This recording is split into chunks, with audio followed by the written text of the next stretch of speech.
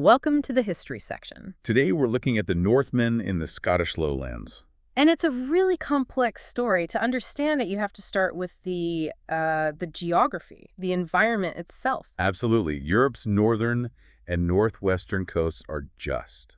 They're defined by this incredibly rough, stormy climate. And that's driven by one thing in particular, right? The northwest wind. Exactly. It's this immense force coming off the icy sea between Norway, Iceland, and Scotland.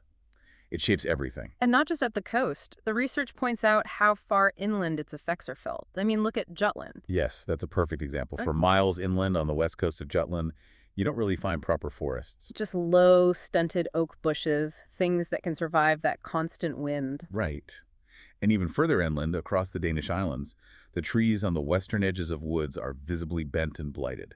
It's a permanent scar left by the wind. So you have this relentless wind on one hand, and then there's the sea itself. The North Sea is, I suppose, relatively contained. In a way, yes. It's basically a very large bay of the Atlantic, so even its worst storms are, they're mitigated. And Jutland has a natural defense. Sandbanks. The sandbanks and shoals. The biggest waves break on those, losing their energy before they even reach the shore. But the Atlantic, that's a different beast entirely. Completely different. It's vast, it's open, it's hitting North America on one side and Norway and Scotland on the other with its full force. And those sandbanks just wouldn't stand a chance. Not at all. The Atlantic has literally washed away the earth and sand over millennia. What you're left with are high, bare, precipitous cliffs. That classic rugged coastline with the deep fjords. Precisely. And that image leads us directly to a really important comparison between Scandinavia and Scotland. They share a fundamental geological structure. Starting with Norway, then, the home of so many of these Northmen. Its coasts are that classic, firm, rocky, isle-bound shore, towering crags, deep fjords.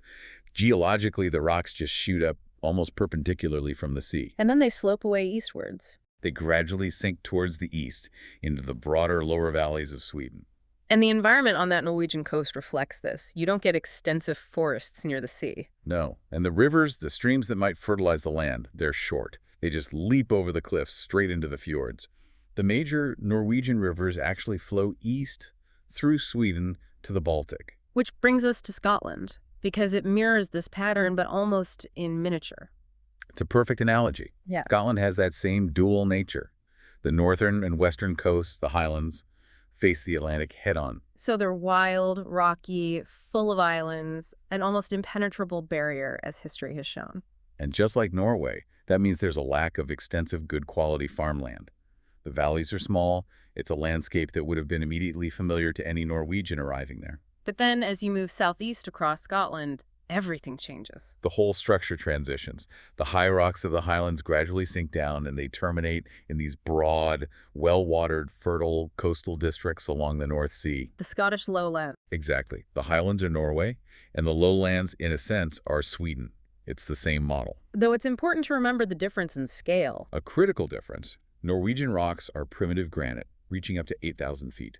Still covered in snow and ice. Whereas Scotland's highest peak, Ben Nevis, is about 4,300 feet. Transition rocks and no permanent snowcap. And Scotland also has a milder climate. The lowlands in particular are far more fertile than anything in the high Scandinavian north. Even the wildest parts of Scotland have a softness that you just don't find there. And that difference in fertility and climate, that was obviously a massive draw for anyone looking to settle. The lowlands were a much, much richer prize than the highlands. And this geological reality laid the groundwork for everything that followed. It created a profound cultural and sociological divide that defined medieval Scotland. A divide the Northmen were perfectly positioned to exploit.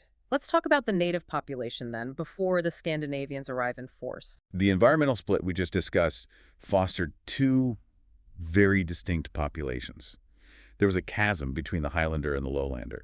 And the lowlands developed into a real center of economic activity. Highly developed agriculture, manufacturing, commerce. You had large, wealthy cities.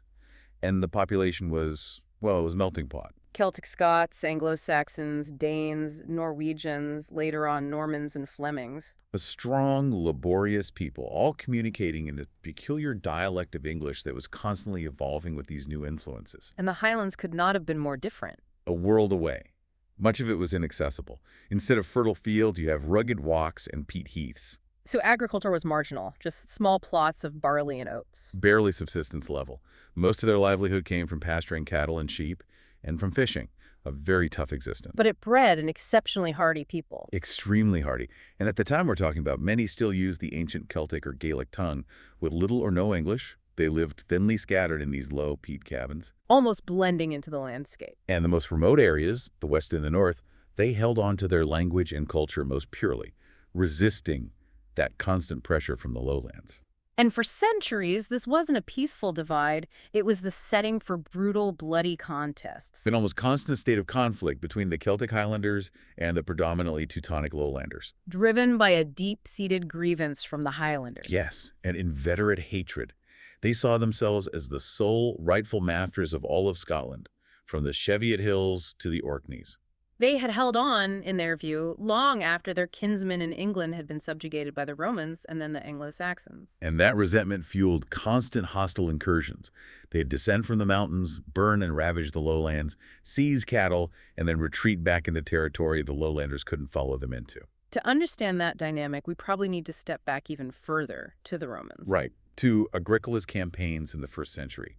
He pushed successfully into the lowlands. And to defend this new territory from the Caledonians, the Picts, he built a wall. The Antonine Wall, stretching from the Firth of Forth to the Firth of Clyde.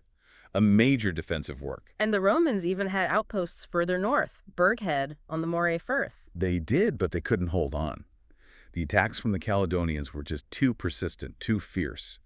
As Roman power in Britain began to fade, they were forced to retreat south. To their main line of defense, Hadrian's Wall. Exactly. From the Solway Firth to the River Tyne. A much more formidable barrier. And even that was eventually overcome. It was. As Roman influence disappeared, the Picts grew bolder. They surmounted the wall, destroyed it, and launched devastatingly successful raids deep into England. Which changes again with the arrival of the Anglo-Saxons in England. A complete power shift. This new aggressive force finally pushed the Picts back north over the Cheviots, and at the same time, another Celtic people, the Scots from Ireland, started occupying the southwestern parts of modern Scotland. So you have pressure from two sides. And it leads to this process of amalgamation. The Scots spread across the lowlands, and the older Pictish inhabitants were, by around the year 900, more or less entirely absorbed into the Scotic population in the lowlands. But this new Celtic dominion was unstable. Inherently unstable. That lack of unity among the Celtic groups, which had been so disastrous for them in Britain, paved the way for another foreign conquest. A new storm was gathering. And the research suggests that the next stage of civilization, Christianity, was destined to be brought in by a Teutonic people. Initially, that role seemed to fall to the Anglo-Saxons. They'd conquered England, but Scotland proved much more difficult. Their military expeditions into lowlands were successful, but they couldn't hold the territory. Military occupation alone just wasn't enough. What worked was a much slower, more peaceful demographic shift. Anglo-Saxons migrating north from England. A slow, steady stream of settlers. And that stream became a flood after the Danish and Norwegian conquests in northern England in the 9th and 10th centuries. Displaced Anglo-Saxons were pushed north into the lowlands. And they brought their institutions and culture with them. But their influence had a geographical limit. The highlands remained unconquered. And crucially, the northern and western coasts and islands could only be subdued by a major naval power. A power the land-focused Anglo-Saxons just didn't have. Which is precisely where the Scandinavians entered the story. What the Anglo-Saxons couldn't do by land, the men of the north, the masters of the sea, would accomplish. History tells us of very old connections, even if they're semi-mythological. The sagas mention a Danish king, Frode, whose daughter married the founder of the Scottish kingdom. And of course the story of Amleth, or Hamlet, claims he married a Scottish queen. So even if legendary, there was an awareness and interaction long before the main raids. But when the main settlements begin, we see a very clear pattern. A critical differentiation. In the lowlands, especially the east, the colonists were a mix of Norwegian and Danish descent. Reflecting the fact that the Danish settlers in northern England were already heavily mixed with Norwegians. Right, and that demographic mix then spilled over the border.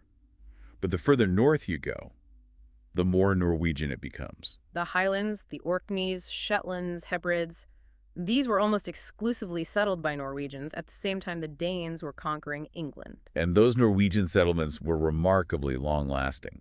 They established kingdoms that endured for centuries, introducing their own laws, customs, and systematically renaming the places they colonized. Which suggests a more dominant conquest-based settlement in the north. It does. And a key factor in their long-term influence was intermarriage.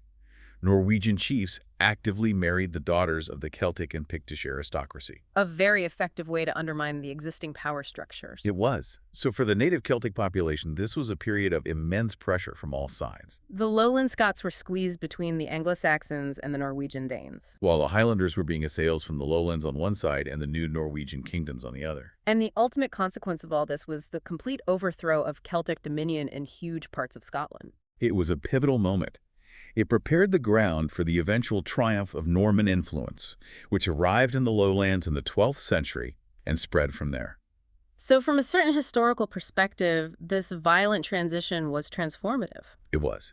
The eventual union of the Highlands and Lowlands and the introduction of a more widely diffused civilization, primarily driven by these already Christianized Teutonic tribes, was arguably beneficial to Scotland's long-term historical path. Although we have to acknowledge the displacement of the original Caledonians and their descendants. Of course. Many were pushed out of the fertile lowlands into the barren highlands and eventually had to emigrate to the New World to survive. It was a brutal process.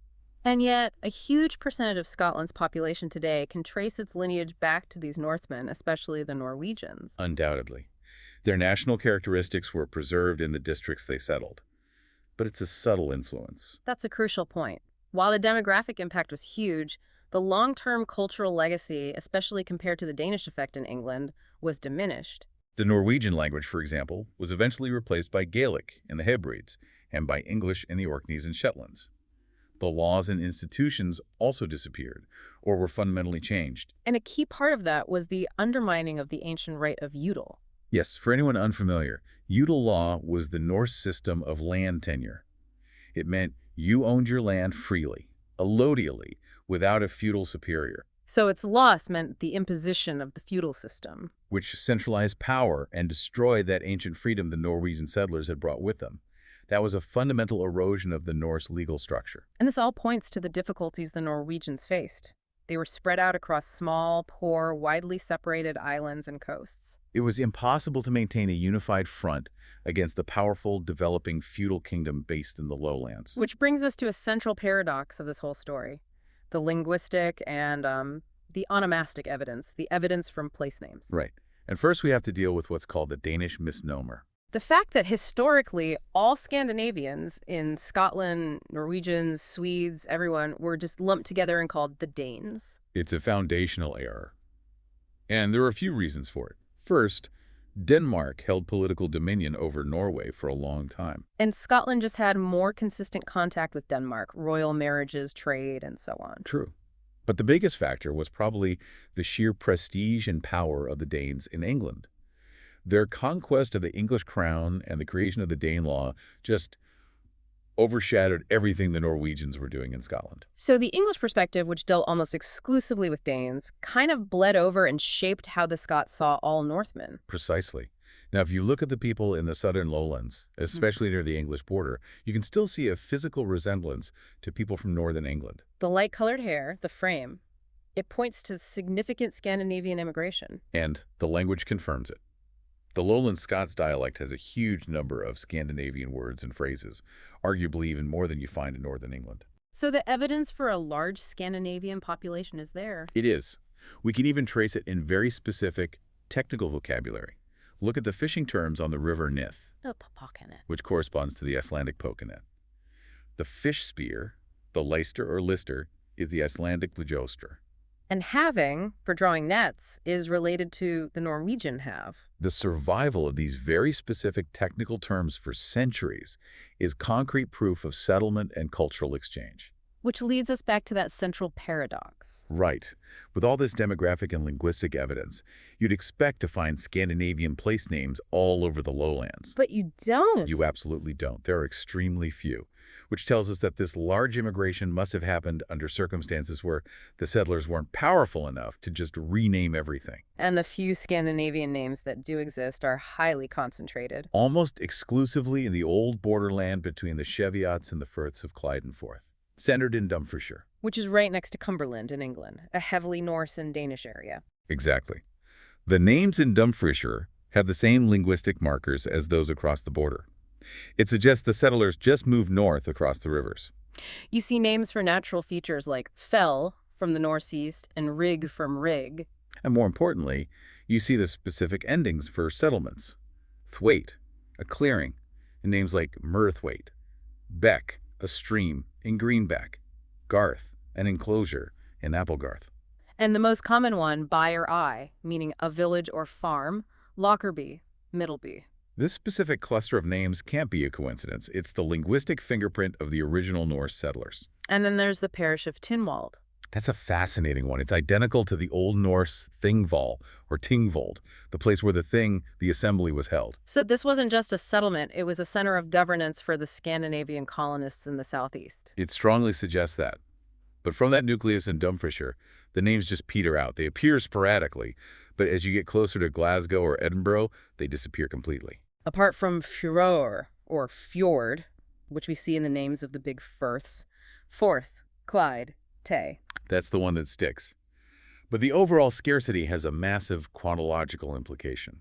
If this settlement had happened during the main Viking Age, the 9th century, we'd see names everywhere, like in the Danelaw. The fact that we don't suggests a much later period of settlement. The hypothesis, then, is that the main influx happened at the close of the 11th century. Right after the Norman conquest of England. It's highly probable that these were Danes and Norwegians fleeing the new Norman regime, seeking refuge in Scotland. And by that point, the Anglo-Saxon and Celtic cultural framework was too entrenched. The new arrivals couldn't just rename everything. They were arriving as refugees, not conquerors, and they were already heavily Christianized. They assimilated quickly without leaving those dramatic conquest-era memorials. Which takes us from hard evidence to folklore and tradition, the countless stories about the Danes. And the incredible confusion surrounding their monuments. It's a recurring theme that almost every ancient monument in the lowlands gets attributed to the Danes. Even when they're clearly Pictish or Roman or Scottish. Historians themselves fell into that trap for a long time. But the traditions, even if exaggerated, paint a vivid picture of the Viking raids. The speed and unpredictability of the attacks. Yes, the stories of them landing, the Scots gathering an army, and then by morning the Vikings have just vanished, only to reappear somewhere else down the coast. And the tales of their brutality, the slaughter, the burning of churches, the theft of livestock. All of that is there. But there's one theme that's particularly strong in Scottish tradition: the Danish love of strong drink. Ale, specifically. The myth that they brewed this incredibly potent ale from heather. A widespread story. The secret supposedly died with the last of the Picts.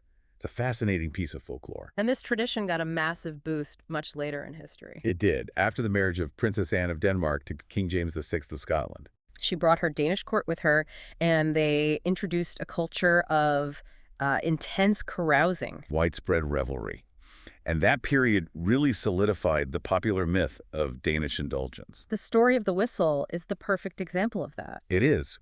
This ebony whistle, which still exists, belonged to one of Queen Anne's Danish courtiers, a man famous for his drinking. And he challenged the entire Scottish nobility to a drinking contest. He did. He put the whistle up as the prize.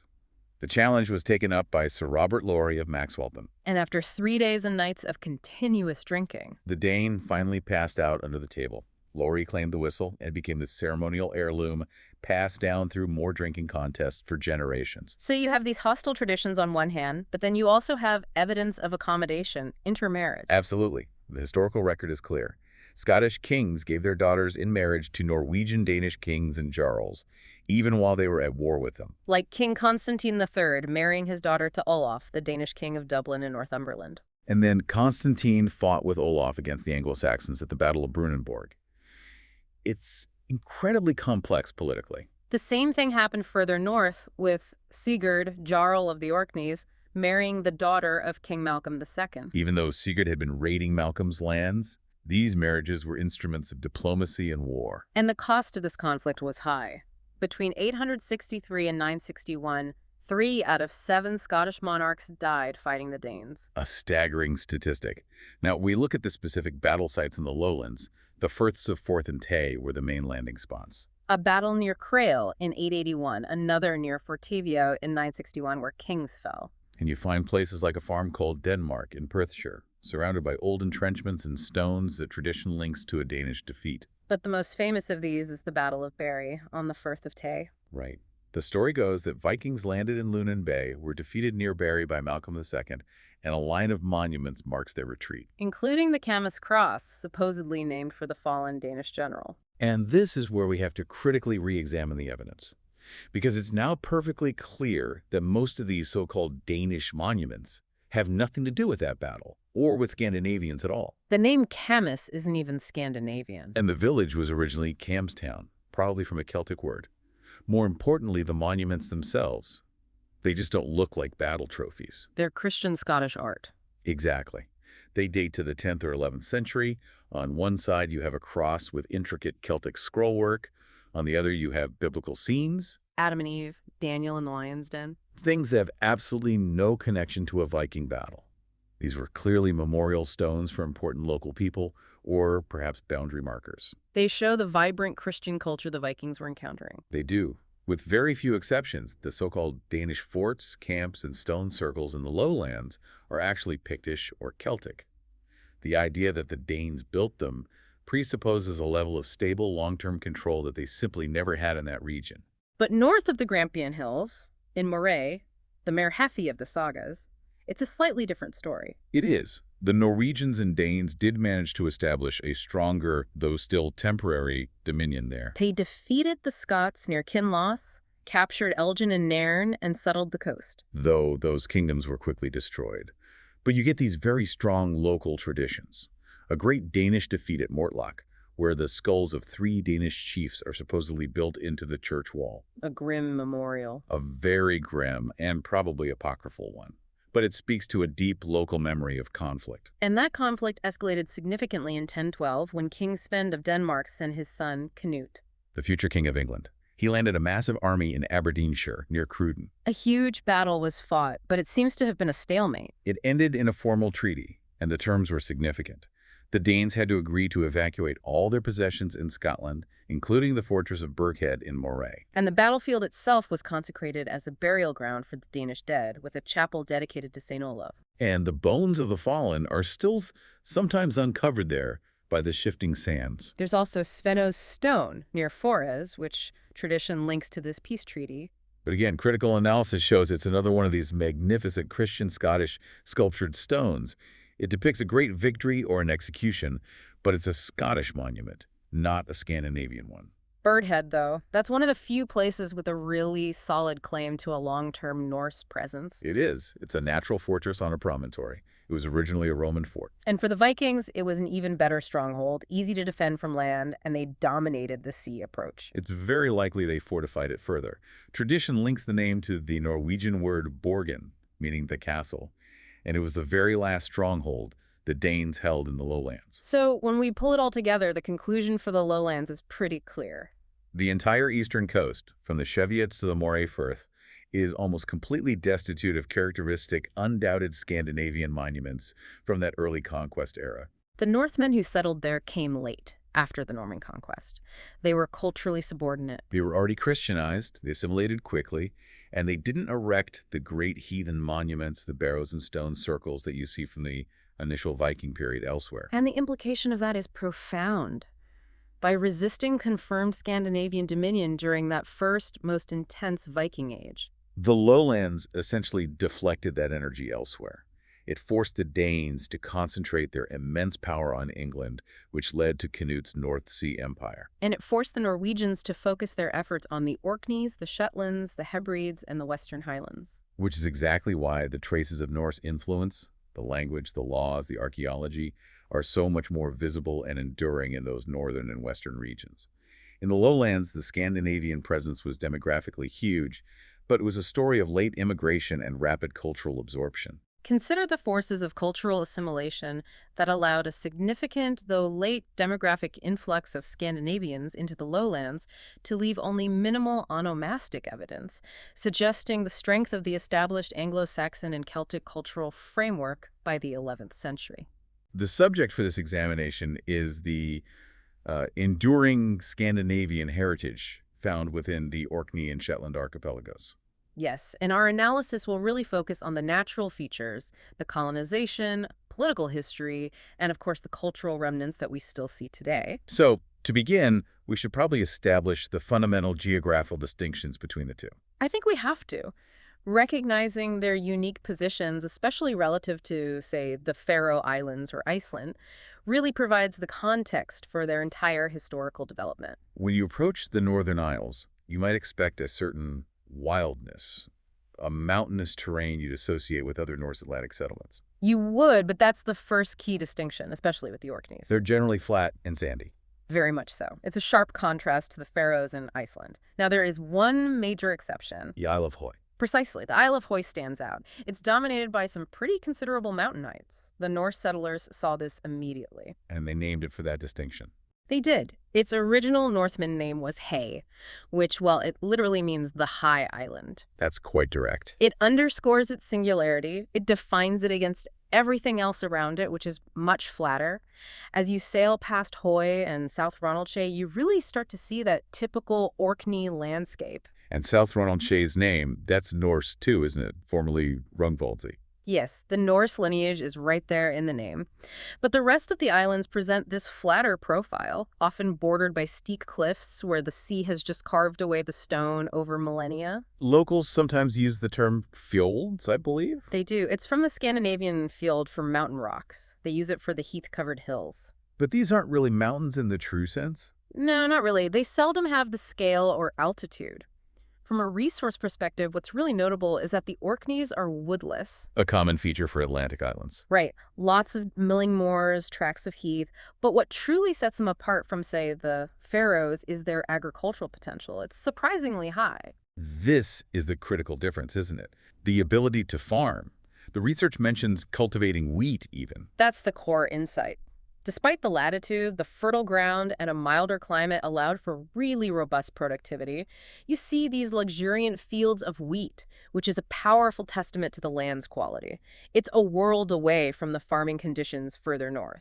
And the islands are defined by water just as much as land. These winding bays and inlets, the sounds. Absolutely. The hydrography is key. And mainland, the chief island, dominates the group. Which itself has a Norse naming history. It does. The Norwegians first called it Frossi, maybe something to do with horses, but later it became Meginland. Meaning the continent. Yes, indicating its primacy, its role as the center of gravity for the whole earldom. Okay, so if we transition our focus northward to Shetland, we see a different picture. A very different geomorphological and economic profile, yes. Its old northern names were Shetland or Hetland. And unlike the Orkneys, it's less decentralized. That's a good way to put it. Shetland's geography is centered on one large island, also called mainland, with lots of smaller islands around it. Geographically, it's a transition zone. So, not as flat as the Orkneys, but not as mountainous as the Faroes. Exactly. It's somewhere in between. The highest mountain in Shetland is only about 1,500 feet, so nothing like the Faroes. But the whole landscape is steeper, the mountains larger than what you find in Orkney. The coastline is more dramatic, too. The stacks, for instance. Oh, the stacks are a very distinctive feature. These high, ragged rock columns standing just off the coast. And the name is a direct borrowing. A direct borrowing from the Old Norse word stacker. But interestingly, despite the steeper coasts, the valleys inside the island are often longer and broader than the narrow V-shaped valleys of the Faroes. Which would have consequences for settlement and agriculture. Immense consequences. The land in Shetland is just. It's overwhelmingly heath and moorland. So cornfields are small, harvests uncertain. Very uncertain, which means, historically, the entire economic foundation had to be maritime. Fishing was everything. It was the primary source of profit and subsistence, and that shaped the culture profoundly. The water connecting these two archipelagos is also significant. You have Fair Isle, Friday in Old Norse, sitting right in the middle. Placed within the most powerful current in the region, which is known today as Sumburg Roost. The name roost is an anglicization, right? Yes, of the Norwegian dinrest. That element, roast, meant a maelstrom, a whirlpool, a dangerous, powerful feature. And that feature gave its name to the land. It did. The southernmost promontory of Shetland is Dunrosnes from Dinresterns.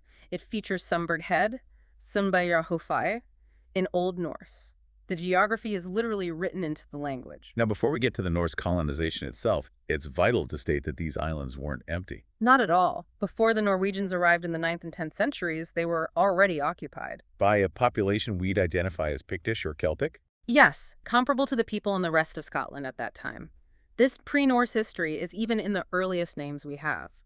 The Romans called the Orkneys the Orcades. And the root orc is Celtic. It is. It firmly establishes a non-Norse history. Shetland, being so remote, has even been speculated to be the Ultima Thule of the classical authors. And there's physical evidence of these people everywhere. Abundant evidence. Stone and bronze antiquities, ruins of Pictish towers, cairns, stone circles. These towers, or brocks, they're quite remarkable, built without any cement. They're architectural marvels, just dry stone construction relying on sheer skill. They stand as clear evidence of a complex, organized society that existed long before the Vikings. Of all these monuments, the most significant has to be the Stones of Sennis in Orkney. Without a doubt. Surrounded by ditches and ramparts, they're on a scale comparable to Stonehenge or Avebury. The effort to build them must have been immense. It underscores the strength and, importantly, the religious fervor of that ancient Celtic population. And when the Vikings arrived, they were clearly impressed. They incorporated the site into their own naming conventions. Immediately, they named the promontory Steinsnes, which is Stonesnaes. The adjoining firth became Steinsnesfjordur, or Stonesnaes Firth. No, the Loch of Stennis. Yes. That linguistic adoption shows just how overwhelming the impact of that pre-existing Celtic landscape was on the Norse perception. They couldn't ignore it. So the arrival of the Scandinavian Vikings in the late 8th and 9th centuries, it completely transformed these islands. It did. They went from being a remote outpost to a pivotal strategic nexus in this burgeoning North Atlantic world. And it was more than just settlement. Oh, much more. By securing the Northern Isles, the Vikings established a centralized military and administrative hub. It was essential for their expansion. A base for expeditions. Exactly. Targeting the British Isles, Scotland, Ireland, but also maintaining those vital links with Iceland and Greenland. We can trace this back to the earliest voyages, can't we? Floke Vilgerdason, for example. A perfect example, Ravnaflok, or Ravenflok. On his famous voyage of discovery to Iceland, his first stop was Shetland. It was a necessary stopover point. And he left his name on the map. He did. The spot was named Flokavagar, or Floke's Bay.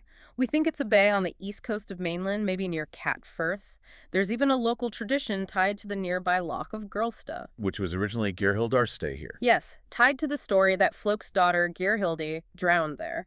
These names really solidify the island's early role as a staging ground. And this strategic use quickly became a political one, as King Harald Harfager was unifying Norway. Many who wouldn't submit to him chose exile, and the Northern Isles became a refuge for these, well, discontented Norwegian emigrants. A convenient and protected base to operate from. And operate they did. They continuously harassed the coasts of Norway, essentially turning the islands into a hostile pirate kingdom on Harald's western flank. Which forced a military response. It necessitated one. King Harald Harfager himself led a major expedition west. He subjugated the Orkneys, Shetland, and the Hebrides, formalizing Scandinavian political control. And after the conquest, he established an earldom. He did. He granted the Orkneys and Shetland as an earldom under the Norwegian crown to the family of Ragvald Morejarl. And his descendants were highly effective, extending their dominion deep into Scotland. Even with an earldom in place, the islands still serve as a haven for powerful exiles. Ganger Rolf, for instance. The future founder of the Norman royal house in France, yes. He reportedly spent a significant amount of time there before his expedition to Normandy. So the islands were constantly being drawn into the core political turmoil of Norway. Constantly. It was a destination for defeated or displaced royalty. King Erik Blodux, Harald Harfager's son, fled there after being driven from Norway. With his queen, Gunhilde. Yes. And from that Orkney base, Erik carried out widespread devastation across the region before managing to establish a kingdom for himself in Northumberland. And the pattern repeated when Erik himself was overthrown. It did. His sons took refuge in the Orkneys until they could return to Norway and reclaim the kingship. It was a continuous cycle, a safe harbor for these high-stakes dynastic conflicts. But the conflict wasn't just external. The ruling line of Jarls had constant internal disruptions. Oh, absolutely. After Eric's death, Queen Gunhilda fled back to Orkney. Her daughter, Ragnhild, who had married into the Earl's family, apparently mirrored her mother's divisive behavior, sowing dissension and even causing murder within the family. It was a violent place for the ruling class. And it attracted other major military figures. Cal Farnason, a key leader of the peasant army against King Olaf the Saint at Stiklestad, he visited the Orkneys. And his arrival was timely. Perfectly timed. He intervened in a massive naval battle in 1046 near Rotebjerg in the Pentland Firth. This was Jarl Thorfinn against Ragnvald Brusen. Yes, and the outcome was very much in doubt until Calf committed his 6 long ships. That intervention decisively secured the victory for Jarl Thorfinn. It shows the islands weren't isolated, they were intrinsically linked to the major power struggles of the whole North Sea world. So the early history of these Norwegian Jarls is really one of almost uninterrupted bloody conflict. It is a constant series of family conflicts, which was a hallmark of the Viking Age. But what's crucial is that this internal struggle didn't stop their external aggression. They continued to raid Scotland and Ireland. Successfully. It highlights the sustained martial focus of the earldom. It was effectively an independent military state, just under the nominal suzerainty of Norway. And here's a key insight. This Viking way of life, it seems to have persisted in the Northern Isles long after it started to fade in Scandinavia itself. That's a remarkable point. It's a unique cultural holdover. Why was that? It's a combination of factors. Their remote location, for one. They were placed opposite hostile coasts, which meant a continuous state of military readiness was just necessary. And the character of the people. Exactly. An inherited Viking spirit, a fierce independence, and a very careful preservation of their ancient Norwegian institutions, especially their legal system. So for as long as the Norwegian Jarls ruled, Norwegian law, customs, language, they were paramount. Absolutely paramount. And this cultural dominance was highly resistant to outside pressure. Even with extensive intermarriage between the Jarls families and Scottish and Irish chiefs, the fundamental Scandinavian character of the islands remained powerfully and uncompromisingly Norse for centuries. This eventual shift in political control, then, must have marked the beginning of a systematic erosion of those freedoms. It was a painful erosion. And it wasn't sudden. It was a slow process that began with the end of the original Norse ruling dynasty. When did that happen? At the beginning of the 14th century, the male line of the old Norwegian Jarls became extinct. This created a political vacuum. Which Scottish interests were ready to fill. Precisely. The Scottish Lord St. Clair, who had married a daughter of the last Norse Jarl, Magnus, obtained possession of the earldom. And this transfer immediately threatened the ancient liberties and customs of the islanders. And Norway's authority was too distant to protect them. Exactly. The supreme authority of Norway proved ineffective at stopping this accelerating process of Scottish influence. But the definitive legal separation came later, in 1469. Yes, that was the key event. It was a direct consequence of a royal marriage between Margaret, daughter of King Christian I of Denmark-Norway, and the Scottish King James III. The islands were part of the dowry. King Christian pledged the Orkneys and Shetland to Scotland as part of the dowry. That transaction severed the final formal tie to the Scandinavian homeland. Now, there was a clause, wasn't there? A right of redemption. There was. The Scottish and later British monarchs always acknowledged Denmark-Norway's right to redeem the islands by repaying the dowry. Legally, the door was open. But politically, it was shut. Tightly shut. The islands were too strategically important. Whenever Denmark urged its lawful claim, particularly in the 16th and 17th centuries, the British response was just continuous legal maneuvering and political stonewalling. The right of the Danish-Norwegian crown was forced to yield to superior power. And following this union with Scotland, the treatment of the Norwegian population, it deteriorated. Significantly, the historical record describes it as sharply unjust, even revolting to all proper feeling. To understand why, we need to understand the legal system that was being replaced. The oodlers. Yes, the odelsmen. A huge portion of the inhabitants were oodlers. These were freeholders. They possessed their land outright with no superior lord according to ancient Norwegian privileges. And under the terms of the pledge, those rights should have been respected. They should have been. But the incoming Scottish administration, the nobles who acted as crown vassals, they systematically worked to dismantle every trace of those Scandinavian liberties. Their goal was to replace the feudal system with feudalism. To transform free landholders into dependent tenants, exactly. And this was not accepted passively. Not at all. Resistance peaked in 1530. Led by their governor, Sir James Sinclair, the islanders took up arms to oppose the establishment of a new crown vassal. This led to a battle near the Stones of Stennis. A sanguinary action, yes. And it was a significant victory for the islanders. The Earl of Caithness and about 500 of his men were killed. It temporarily asserted their ancient rights. But only temporarily. The long-term political forces were just insurmountable. The Scottish regents soon succeeded in establishing crown vassals, and the feudal system became firmly implanted. Of all these vassals, one name stands out for his oppression: Earl Patrick Stewart. Yes, his rule from 1595 to 1608 is remembered as the period of most egregious tyranny. What were his methods? They were direct and violent. He forcibly stripped the utilers of their rights of possession, converting almost all remaining freeholders into mere leaseholders dependent on him. So a systematic destruction of their economic independence. Completely. And beyond that, he manipulated the economy itself. He arbitrarily changed the weights and measures used for taxes and trade, which made the imposts intolerable. And there was no legal recourse. None. He installed his own people in all judicial positions. He even had soldiers guard the ferries to stop islanders from going to Scotland to appeal. And he forced them to build fortresses to control them. At Kirkwall, in Orkney, and Scalloway, in Shetland, they were bases for his armed forces to overawe the populace. His tyranny eventually caught up with him. It did. He was recalled, accused of high treason, and executed. The ruins of his castles at Kirkwall and Scalloway remain as a physical memorial to his rule. After his execution, there were promises of relief. Promises that were not honored. The feudal system just took deeper root. The Norwegian laws and liberties were completely erased, and the islands, with very few exceptions, became the private property of a handful of individuals. And the social consequences were profound. Devastating.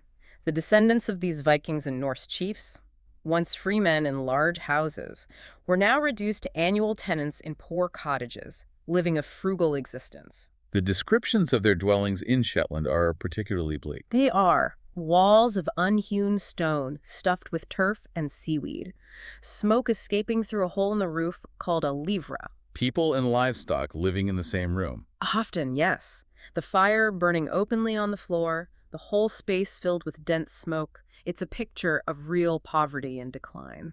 And even fishing, their main subsistence, became a tool of dependence. The boats were typically owned by the estate proprietor, who then claimed a large, disproportionate share of the profits. It was a cycle of dependence. So their general condition was considered unenviable, even compared to their kin in the Faroes or Iceland. It was, and that's a crucial point, because while the Faroes and Icelanders suffered under Danish trade monopolies, they largely managed to keep their freedom of landed property, their odelsmend rights. A freedom the Orcadians and Shetlanders lost completely. Yes, which resulted in a far more profound reduction in their status in economic freedom.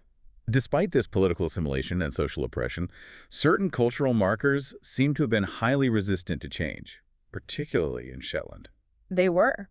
These remnants provide tangible evidence of the island's long history as a Norwegian territory, but we should acknowledge the oppression did take a toll. Observers noted a perceived loss of nobleness in the character of the Shetlanders. Yes, but a few distinctly Norwegian traits survived tenaciously. Their love of the sea, their skill in navigation, their aptitude for maritime contention, those remained. There's an interesting observation about the parish of Koningsberg. Yes, in mainland. It was noted for having the largest and strongest built people. The inference was that the Scandinavian population there had resisted mixture most successfully. They also maintained a traditional inclination for disputes and fighting. And we have linguistic evidence to support this cultural retention. Powerful evidence. An old saying recorded in Koningsberg as late as 1774. A host, waking a traveler, might say, Murkin I livra, Lurain I ljunga, Timen I gestin I gunja. Which means? It is dark in the smoke hole, but it is light on the heath, and for the guest it is now time to depart. Even in that corrupted form, the old Norwegian words are undeniable. Scandinavian custom. The son of Magnus Andersson would be Anders Magnusson. His daughters would be Magnus-daughter. A clear genealogical marker. While the old songs vanished, the language itself was still spoken by some older inhabitants in remote areas. It was, and the festal assemblies were vital. The youth would dance to traditional songs and ballads called visaks, which is a custom you still see in the Faroe Isles. And Yule, or Christmas, was the chief festival. The most important one. Its start was always heralded at daybreak by an ancient Norwegian melody known as the day dawn, or daggery. At these gatherings, a favorite amusement was the sword dance, Which can be traced right back to heathen, warlike times.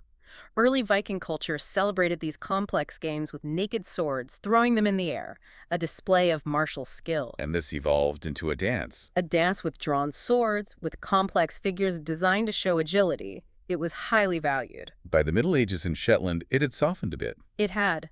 The number of dancers was limited to 7, representing the 7 champions of Christendom, led by St. George of England, who recited English verses. So you see the overlay of Anglo-Scottish culture on the Norse tradition. You do. But the tradition persisted. Even a diminished form was seen on Papastour with sackcloth shirts instead of armor and iron hoops from herring casks instead of swords. That persistence is remarkable. It is, and even though the old Norwegian songs disappeared, the language left a huge lexical impact on the local English dialect. Along with a distinct pronunciation. A sharp pronunciation with a rising and sinking of the voice, very similar to what you still hear in the Faroes. And the holdovers are clear in the names for traditional objects. Oh yes, the smoke hole, the livra, corresponds to the Faroes' Jawari, the high seat of the mistress of the house, the hoyside. The weighing apparatus, the beismer, is identical to the Scandinavian bismer, the handmill, the quern. Even the turf spade, the tusker. And the land taxation system continued to follow Scandinavian fashion, paid in merk and ur, which are mark and Terminology for the landscape and the sea also persisted. very strongly. Outlying fields called hogan or hagen from the Old Norse kagi. The deep sea fishery is the half from the Danish have.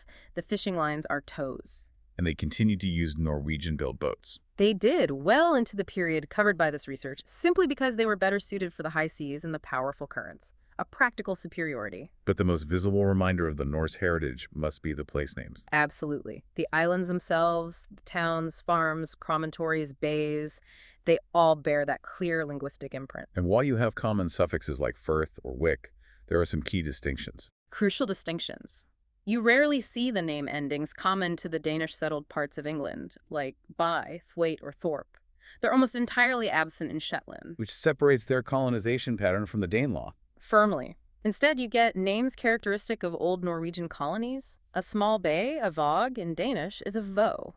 Like Westfo, Laxfo. Exactly. And a smaller bay, just for boats, is a jo, or go, from the Old Norse jaw, a cleft. These are clear diagnostic markers of Norwegian, not Danish, settlement. And farm names tell a similar story. They do. Endings like cedar, setter, sta, and buster or bister, Kirkbuster, from Kirkjubelstar. church dwelling place. A name that corresponds exactly to what you find in the Faroes, Iceland, and Norway. Shetland's remote location also preserved names related to ancient political and religious institutions, even pagan ones. Yes, even though heathenism was short-lived, you have the farm of Hof from Hof, a temple. You have Tornes at Sursnes, likely a Hof for the god Thor, and Lake Helgewater, Helgevatn, holy water. But Christianity arrived quickly. It did. The Irish Christian priests, the paper in Old Norse, were very active.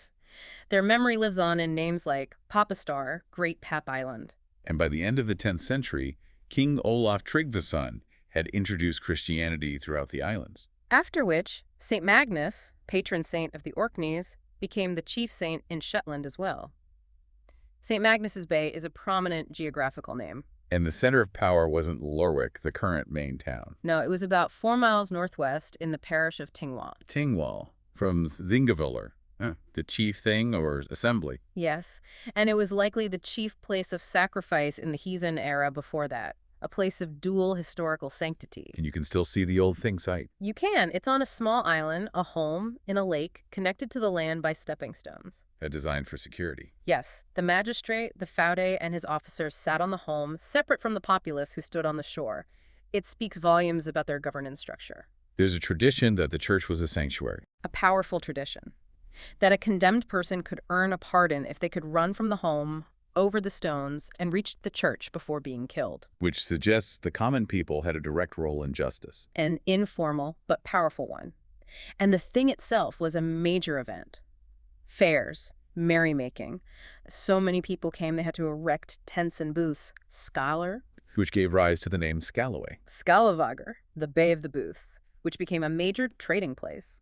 Political centers often spawn commercial hubs. And this was a hierarchical system, with lesser things under Tingwall.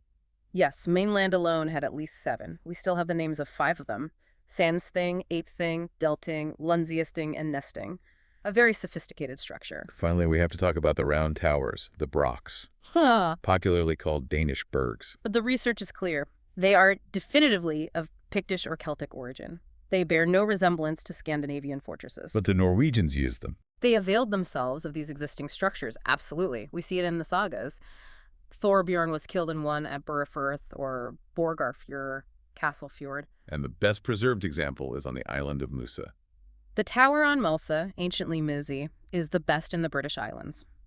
And the sagas strongly indicate the Norwegians used it as a strategic stronghold. It's an architecturally unique building. It is. Perfectly round, bulging in the middle, making it almost impossible to scale. The entrance door is very low. And the habitable area is the space between 2 concentric walls. Yes, a 5-foot space between 2 5-foot thick walls. A stone staircase inside connects 7 stories. And the sagas mention it directly. They do. The Viking Bjorn Brynjolfsson hid there with Thor Roldsdatter for a winter after kidnapping her, celebrating their marriage inside the tower before fleeing to Iceland. Secure fortress for fugitives. And centuries later, it was used again. The chief Erlend Young fled there with Margaret, the mother of Jarl Harald Medadson. And the Jarl besieged them. He did. But the saga notes the castle could scarcely be taken by force. He had to negotiate a settlement, permitting their marriage in exchange for Erlend's fealty. So this one tower served multiple roles across the centuries. An asylum, a hiding place, a fortress. Its repeated use highlights just how important this pre-existing defensive infrastructure was in the Norse political landscape. The transition from that vigorous, independent Norse society to the subjugated feudal system under the Scots is just a profound shift. It is. It's a powerful reminder that culture, law, and economic freedom are often inseparable. And the destruction of one leads to the collapse of the others. Indeed. The loss of the Odelsmund rights was the foundational tragedy. And while the language and traditions have retreated, that indelible print remains in the place names, the vocabulary, and the distinct maritime culture. A silent testament to 500 years of Scandinavian dominion. Thanks for listening. We hope you enjoyed learning something new.